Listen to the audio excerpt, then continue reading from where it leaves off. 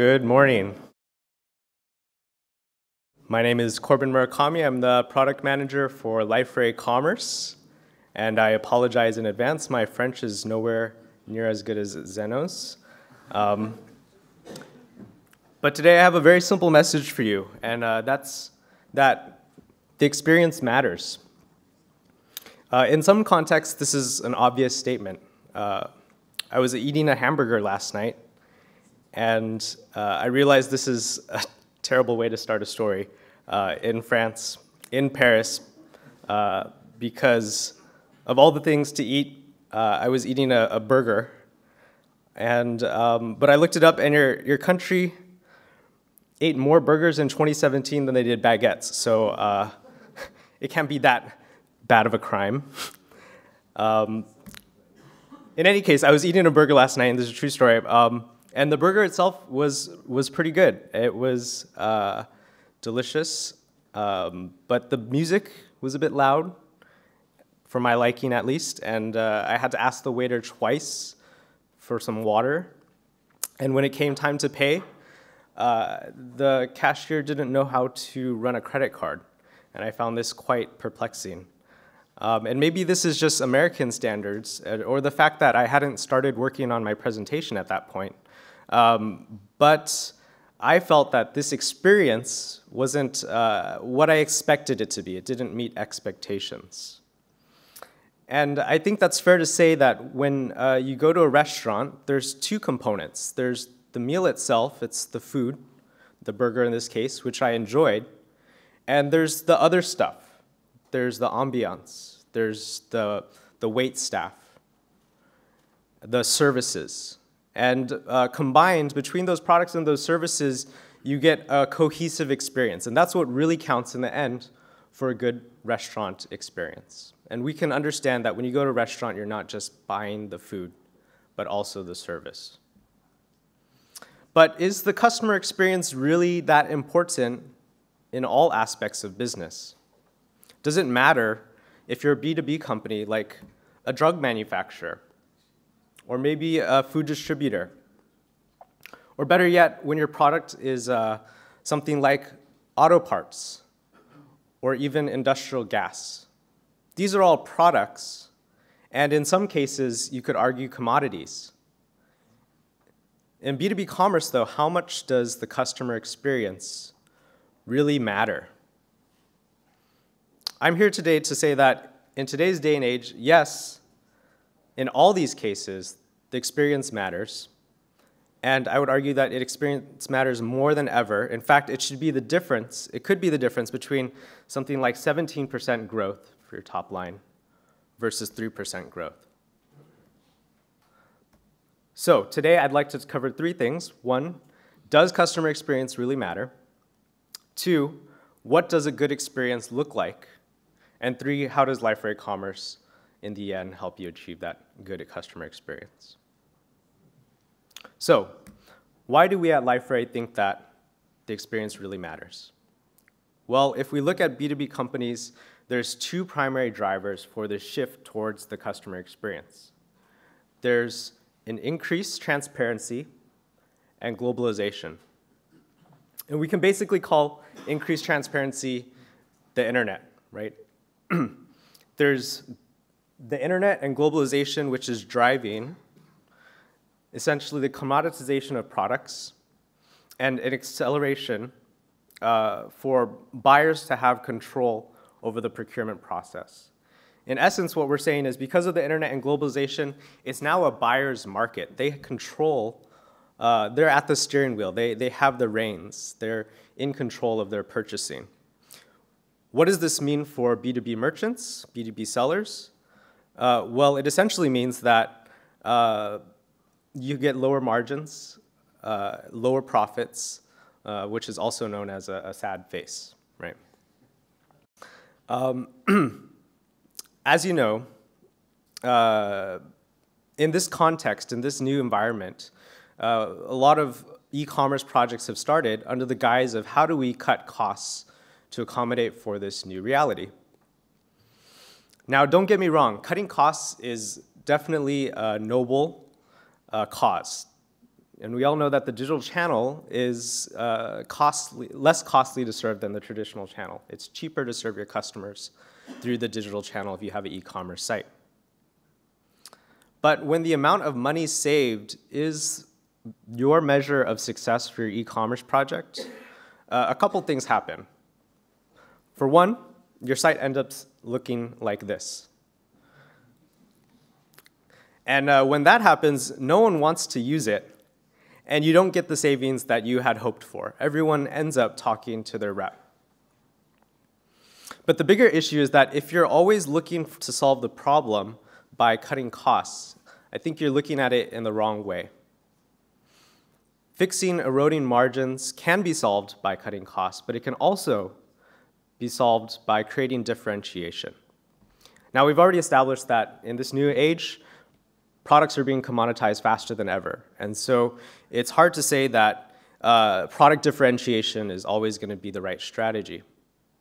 So what does that leave? Well, in my mind, that leaves services. Instead of thinking, how can I sell my existing products for less? We should be thinking, how do I increase the value of my overall offering?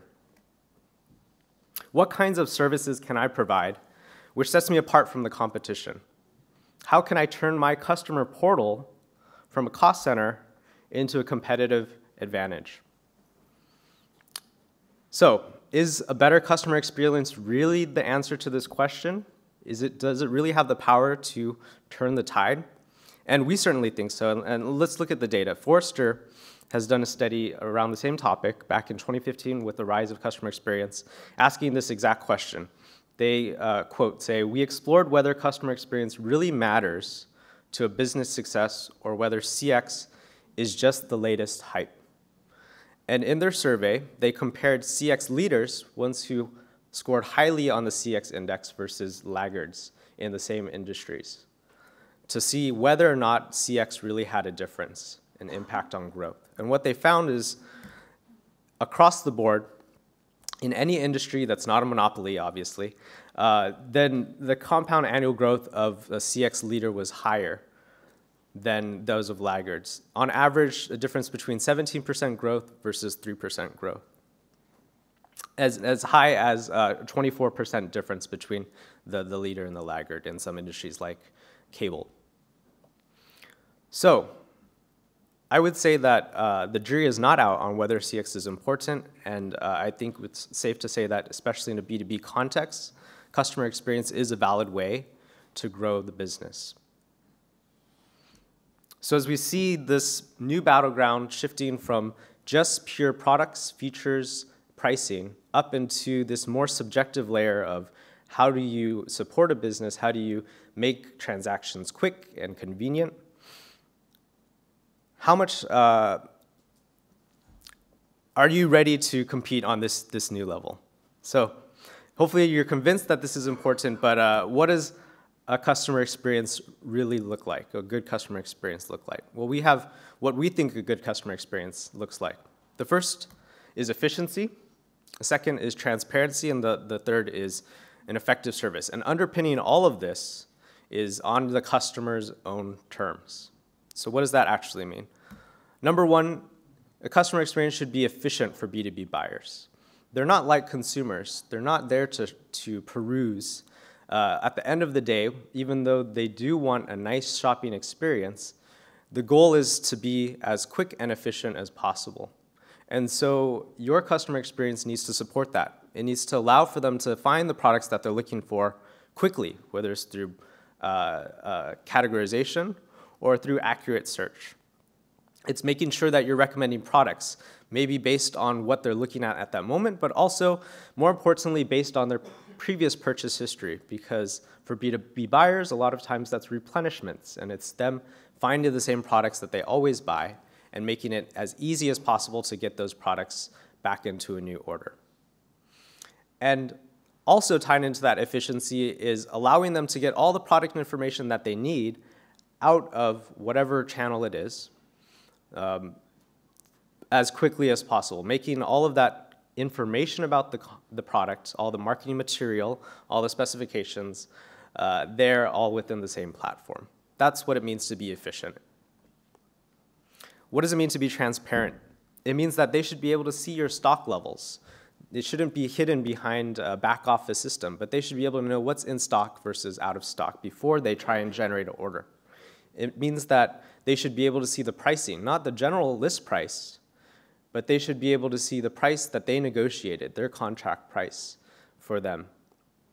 They should be able to see, obviously, their historical orders, regardless of what channel it was placed in. It could have come from a traditional purchase order sent to the sales rep. It could have been faxed, but at the end of the day, they should be able to see all of that in a single place. And they should have transparency about the service that you're providing through FAQs and knowledge base. That's ways that you can communicate with them and have a transparent relationship. And thirdly, it really needs to be an effective service. When we think about B2B buyers, we have to recognize that there's always going to be a place for the traditional sales rep in a B2B relationship. And as much as self-service is going to offload that work, that at the end of the day, a high customer experience involves a real human being. So when you're able to think in this mindset of instead of replacing your traditional sales channel with a digital one, and think about how those two coalesce, how they come together in a single place, in a hybrid model, then the question not becomes how do you move everyone from traditional to digital, but how do you make those two work together? When you do that effectively, you're able to provide a higher level of service because they have the best benefits of digital, which is they can access their systems 24/7 on their own terms, but they also have access to personalized service at the same time. And instead of thinking of the traditional channel as going away, you can think of the traditional channel's role in the sales process as changing, where they no longer need to do menial tasks and they can focus on that consultative sale. This is one of the key points that a lot of e-commerce professionals miss because they're focused on moving people over and directly taking away from the traditional channel. So what does this actually look like in practice? How do you create an efficient, transparent, and effective service? Well, there's some companies that we can look to that are innovating in this, and I think are good examples of how you can create a customer experience that creates a differentiated experience. So the first of which is US Foods. They're a wholesale food distributor with $24 billion in annual revenue, based out of, obviously, the United States. And I think they're a great example of creating a differentiated experience with their menu profitability feature. So what this is they realize that their customers are giving them all sorts of data about their purchasing habits. In addition, they know how much their customers are charging for a particular meal. So if a restaurant buys a certain number of salad goods, they can correlate that to the salad that they're actually selling, and they help their customers with this free tool called a menu profitability feature. All the restaurant needs to do is input how much their menu costs, and what they'll do is they'll try and figure out, estimate for them, what their margins are for each individual dish that they sell. And then it'll go even further and recommend ways that they can improve their margins based on their spending habits. So you might want to change the recipe to reduce the low margin items that you're buying and increase the high margin items. What this does is when a US Foods customer, a restaurant, decides that they want to look for a lower price from a different vendor, what they're saying then is, I don't want this free service that you're providing to me. And they are cited as saying that they can use this as a negotiating tool to say, okay, you can look for a lower cost provider, but then you're not going to have this business value. You're not going to have this tool anymore, which is now core to how you operate your business and how you make business decisions. And so that's just one way that a wholesaler is going beyond just selling goods, but also providing services. The second example is also a US-based company. They're a $4 billion surgical robots maker. So there's, they design and develop the robots that assist with surgical operations. Their customers are hospital workers, and so when they thought about how they could improve their customer experience, they thought about their actual buyers and what their needs are. And hospital workers are not like your general procurement buyers. Their job is not to buy replacement parts. It's really to provide care to their patients. And so buying replacement parts for these robots is, while it's critically important to someone's health, it's also something that's kind of at the bottom of a doctor or a nurse's to-do list. So what they did is they embedded a sensor into each of the robots that they produce that knows how many replacement parts have been used. And they have a count of how many they've sold. So they can find out basically how much inventory any given customer has at any given point in time. And they use that data then to surface a notification when it's time to reorder, so that instead of waiting for a nurse to realize that they're low on stock, they're being proactive. And this, they feel like, actually has an impact on patient care. Because think about if you need to have a heart surgery, but the robot that's going to do that heart surgery is out of parts, that you have to push that surgery back a week, what type of impact that might have on a patient's overall health. And so it's things like that, examples like that, where manufacturers, distributors are thinking outside the box and how to compete not just on price and product, but on customer experience. So we've covered the factors driving B2B to either cut costs or find competitive advantages, and I've made the case for improving customer experience as a way to create those advantages. Now the question becomes, let's talk execution.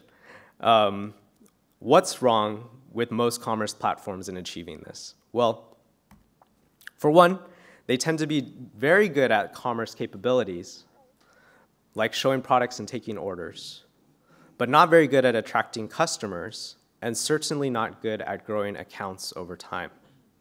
And to do digital commerce right in the way that we're talking about today, you need to leverage experience management at all stages of the customer lifecycle, not just at the transactional part. It comes down to having capabilities that cover the CMS portion, the attraction of the customer, all the way down to the retention, the portal, growth of the customer account. That's where Liferay Commerce comes in, we feel like. Liferay Commerce is a full suite of commerce capabilities that are tailored for the B2B experience. They sit on top of Liferay DXP and adds capabilities that you need in order to manage your accounts, enrich product information, define price lists, customer groups, and integrate with third-party apps, so much more. But ultimately, our vision is to support not just the commerce, the transactional, the traditional commerce part, but how you attract and ultimately serve customers with a superior customer experience. What's unique about Liferay Commerce? One, we've started from a B2B first platform approach so that you can handle the complexity and scale of B2B commerce from day one without having to customize something that was created first as a retail platform. So we see a lot of existing DXP plus commerce vendors come from a retail heritage. We have taken the opposite approach and come from a B2B first heritage because we feel that if you can solve these complex B2B problems first and build out those needs, then you won't need to customize, build on top of a retail solution. So that's one thing that's different about Liferay Commerce. Two, it's designed to reduce the time to market. You should be spending less time building out the core commerce functionality and more time building out these differentiated experiences. As you know, legacy platforms, old portals, custom-built solutions are hard to maintain, and so many of our existing platforms digital commerce platforms don't have capabilities around account management, multi-site capabilities, or even robust content management capabilities. So we are trying to cover as much as we can out of the box from day one so that you don't need to focus on that. And furthermore, to that end, we're building out accelerators that go even further in creating a theme and default configuration that you can use from day one so that you can hit the ground running with a best-in-class experience without having to start from scratch. So what we're going to see in a few moments is a B2B accelerator that we ship to all customers. And lastly, since we come from the Liferay heritage, of course, you can bring your ecosystem and integrate data from all sorts of systems into this platform. We share the same headless APIs as framework as DXP, so we are open API compliant, and we have a talent component for people who use Talent as their ETL tool, and we are working on a MuleSoft component as well, so that you can connect Liferay Commerce to the rest of your business systems. And so this is an example. If you were here yesterday, you maybe saw Talent and their presentation. This is an example of integration job to sync orders from Salesforce into Liferay Commerce. So with that, I'm going to attempt to do a live demonstration of Liferay Commerce 2.0 for you to see, and we'll see how this goes. Let's hope that the demo gremlins are at bay today. So we're going to look at 3 different users in our short amount of time. The first one is a buyer, and what the experience is like, and we believe it should be like for someone who is coming into your store, coming into your customer portal in order to make a purchase. So we have a buyer, and the first thing you'll notice is that when they enter, they have a dashboard, and this dashboard is showing them information about their account, their purchase history, their buying habits, and we're using machine learning to forecast their orders into the future and what they would purchase so that they can make decisions about what inventory they should be holding in the future. We also see a blending in this dashboard of content, promotions, using Asset Publisher to show news articles, but this is all blended into the same dashboard between web content, graphs, and actual product information. Now we believe that, again, the B2B buying experience should be polished, but also ultimately back to efficiency and how fast it is. So while we're leveraging the latest front-end frameworks to make this nice animations and add to cart buttons, what we ultimately care about is providing a quick and easy way for people to find the products that they need. So one of those is by having a keyboard shortcut to open up your search bar, start looking for a set of products, and have in-context search results. So we can search across not only our products, but also across the entire catalog, across the accounts in our old orders, and even across all the content, whether that content is in a forum post, or it's in a blog post, or in web content somewhere. You're able to search across all of the same content using our unified search bar. Once you've added something to your cart, you can always see what's generating your orders, or you could make multiple different orders to work on at the same time. And again, we want to provide as much B2B commerce functionality as possible. So this customer is looking at all the products that they can purchase, which is not the entire product catalog, at the prices that they can purchase it. And they can submit these orders into workflows. So if they have a set of procurement officers that manage their buying team, those buyers can submit those orders into a workflow to be approved before they actually get submitted to our B2B seller. What you'll also notice here is within this customer portal, they can see their historical orders that are being synced from an ERP. They also have access to a knowledge base, like we said, for transparency. And they can use all the existing functionality of Liferay DXP, like forms and workflow. So that's what the experience is like for a shopper. Let's switch over now to someone who's on the sales side of the B2B merchant, someone whose job it is to manage multiple different accounts and provide a personalized touch to those accounts. So when we log in as the second user, you'll notice that they also have the same dashboard, but this is showing them all the information, aggregated information about all the accounts that they own. You'll also notice that they are able to see the same catalog and the same experience as the buyer did. With one exception, is that since this sales rep can manage multiple different accounts, they're able to select which account they're viewing the catalog as. So whereas the first buyer was a member of S Auto Service, we could take a look at S Auto Service and see that those two orders that we're managing are there. And so I, as a sales rep, can see all the accounts that I manage, and while I'm on site, I could be talking with my customer, looking at the same catalog, same pricing that they're looking at, and help them assist in creating their order. Or I could do this over the phone. As I'm talking to them, I could generate an order, and that order will show up within the buyer's customer portal as well. What we'll also notice here in this sales agent's story is that they also have access to additional content on top of the content that a buyer is able to see. So they can see a sales library, which is using Liferay's documents and media, and they have access to another set of forum content where they're interacting with other sales reps and the sales managers within this organization. So not only are we bringing buyers into the same platform, but we're allowing sales managers to interact with their sales network all within the same portal without having to create a separate experience. Now let's switch over lastly to what it looks like for an administrator. And now that we're logged in as OmniAdmin, we can see the control panel, and you'll see that, like I said, Liferay Commerce is completely integrated into Liferay DXP. It's the only commerce platform that was built from the ground up to be integrated with a CMS or a portal platform.